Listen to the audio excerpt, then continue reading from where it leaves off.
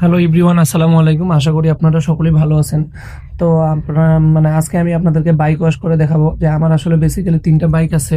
তার মধ্যে হলো সিএফ মোটো 300 SR একটা, হন্ডা এক্স ব্লেড একটা, আর হলো ডায়াং 80। তো আমি সিএফ মোটো 300 SR এই বাইকটা ন্যাচারালি কম চালাই। হন্ডা এক্স ব্লেড এবং ডায়াং 80 এই বাইক দুটাই বেশি চালাই। তো যেই বিষয়টা হচ্ছে যে বাইকটা ওয়াশ করে আপনাদেরকে দেখাচ্ছি যে দিনাজপুরের রাস্তাঘাট আসলে খুবই সুন্দর। তো আসলে আগেই আপনাদেরকে আমি বলেছি যে দিনাজপুরের রাস্তাঘাট একদম অনেক সুন্দর। তো এখানে আসলে এত বাইক ওয়াশ করার প্রয়োজন হয়, একবার বাইক ওয়াশ করলে আমার 150 টাকা করে চলে যায় প্রায়। তো আমি চিন্তা করছি এই জন্য আমি এটা নিজেই আমি ওয়াশ মেশিনগুলো কিনে নিছি এবং বাসাতেই আমি আমার বাইকগুলো ওয়াশ করি। তো আমার যে সমস্যাটা হয় যে আমি যখন বাইক ওয়াশ করি, বাইক ওয়াশ করার পরে পরেই দেখি যে আপনার আকাশের মধ্যে মেঘ লাগাইছে, বৃষ্টি চলে আসে।